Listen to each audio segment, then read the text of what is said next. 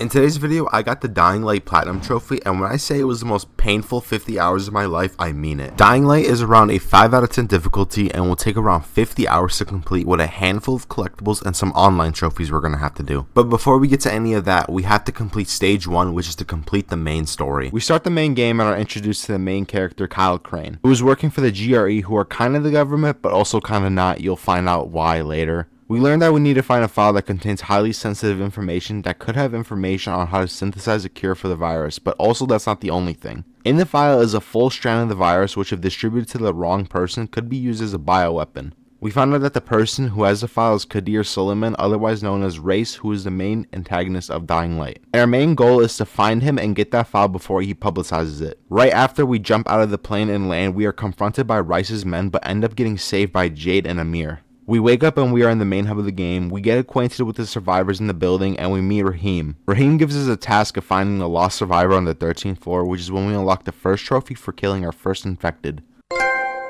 Right after we get that trophy, I open the door to a bathroom and we find the survivor we were looking for. He's injured pretty bad and tells us to go get some gauze and alcohol, which would teach us how to use the crafting system in this game. After looting for a little bit, I craft the medkit with the gauze and alcohol I found, and I unlock another trophy for crafting my first item. After we assist the survivor and complete the mission, Rahim advises us to change into some fresh clothes and meet him on the roof of the tower. From there, we'll need to climb a tall crane and make a jump down, which will unlock our third trophy of the game. After that, we're sent on a mission to find an androp containing antizin, a supplement that helps slow down the effects of getting an infection. Once we arrive, we have to fight off some of the infected. When we finally open the case, the GRE contacts us and instructs us to destroy it. The reason why is because they want us to have a reason to go meet Rais. But the catch is we need the antizin to help the civilians, so we end up taking one vial and destroying the rest. Just as we think we're in the clear, we're chased by volatiles, giving us a tutorial of the night survival aspect of the game. We make it back to the tower and are tasked with meeting Rais to buy more antizin, which then unlocks us another trophy once we meet up with him.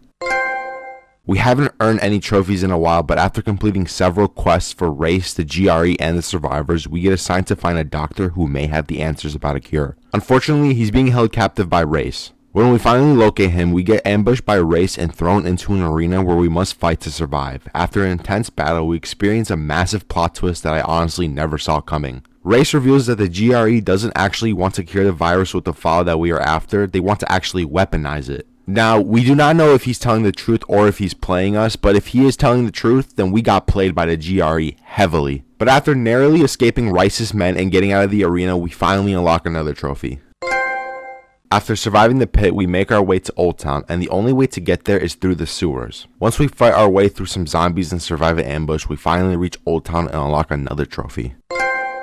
After reaching Old Town, we climb a church tower and meet Troy. She informs us that we need to send a message to the government to let them know that there are still civilians here. Next, we head to the sewers to meet Michael, where we have to plant explosives in different floors and rooms of a building. Of course, we're going to encounter plenty of zombies along the way. After taking out 50 enemies with shooting weapons, we unlock our next trophy.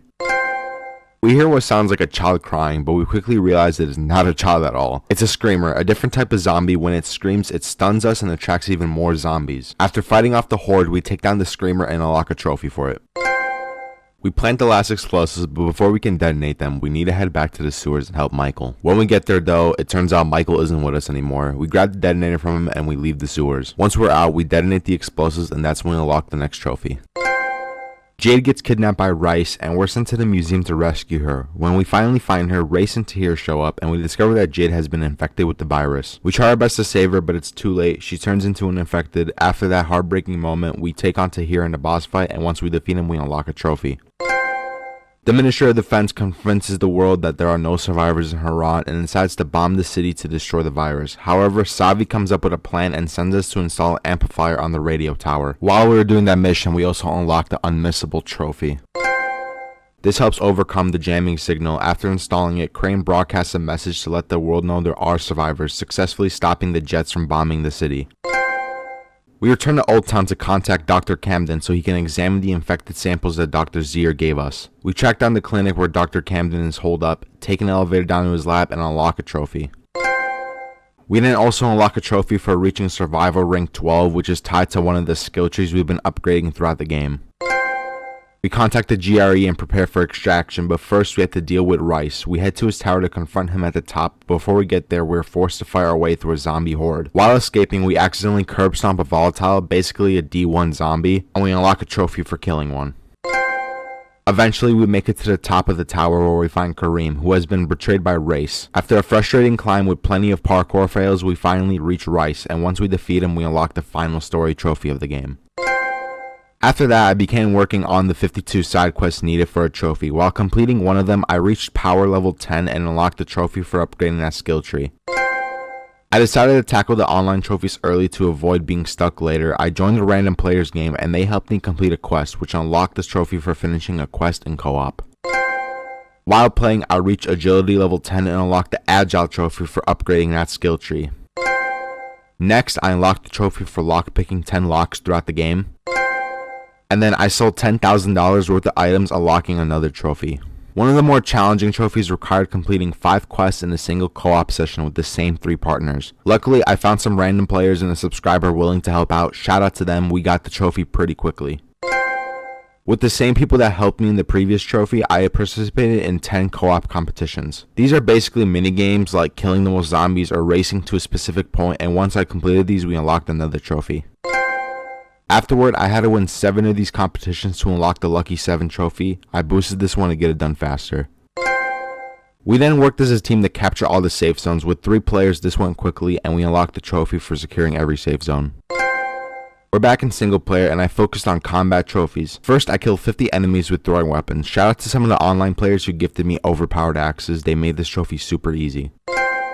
And then I unlocked a trophy for climbing 8,848 meters across various objects, an unmissable milestone since climbing is a core mechanic in the game. After grinding for a while, I hit Survivor Rank 18, unlocking another trophy. And after several hours of gameplay, I finally completed all 52 side quests and unlocked a trophy for finishing them all. Now I shifted my focus to collecting all the in-game collectibles. Once I found all the text collectibles, I unlocked another trophy. I decided to tackle the quarantine zones next. During one zone, I survived the level 2 night pursuit and unlocked the prom night trophy. And after completing all the quarantine zones, I unlocked the trespassing trophy. For one trophy, I had to kill 100 enemies by kicking them off rooftops. I went from roof to roof kicking zombies until the trophy unlocked. Next trophy was catching 5 bolters, which was a struggle since they wouldn't spawn consistently. After some trial and error, I found a reliable spot, camped there, and unlocked the trophy. In the same area as the previous trophy, I used light traps to blind 25 infected. I lured them to the trap repeatedly until I unlocked the trophy. Returning to the collectibles, I unlocked the trophy for finding 15 relief packages scattered around the map. Next, I focused on crafting 100 blueprints for the Master Crafted trophy. I stockpiled enough supplies to craft everything all at once, making the process faster. One combat trophy required killing 20 enemies in a row without dying. I made this easy by standing on a light post and throwing a C4 down on the zombies until I unlocked the trophy. And then after completing 15 power and agility challenges, I unlocked another trophy. I unlocked the trophy for shocking 5 infected simultaneously using a shock door. Later, I also trapped 25 infected in shock traps, also unlocking another trophy. For the next trophy, I set a zombie on fire with a weapon and then I kicked it into spikes against the wall. The timing was key, but I also got the trophy. And then I added a fire element to a sword and unlocked another trophy. For the high fire trophy, I killed 25 enemies with ground and pound or drop attacks. All I did was I sat on top of a van and then I would drop down onto some zombies, making this an easy grind. For the next trophy, I had to use my UV light to blind 25 volatiles. I didn't know it was 25 different volatiles. I thought it could have been the same one, but they were 25 different volatiles. And then I performed a vault drop combo on an enemy using a wrench, which unlocked the Italian plumber trophy. And then at night, I jumped off the infamy bridge into the water and unlocked another trophy for doing that. Now, these next 2 trophies were kind of a pain in the ass because there was no way of forcing them to happen all the time. It was complete RNG. For this trophy, I had to save 15 survivors from zombies. All I did was I would reload one of the first missions in the game packed with rice. And then the most tedious trophy was required to save 15 survivors from Rice's men. This one was a lot more RNG based than the previous one. I would say around 70% of the time it would be zombies attacking survivors, and then 30% of the time would be Rice's men. And I would also reload the same mission. I would take specific routes to try to increase my chances of getting those encounters. And then after a while, I finally got it, and I also unlocked the platinum trophy with that.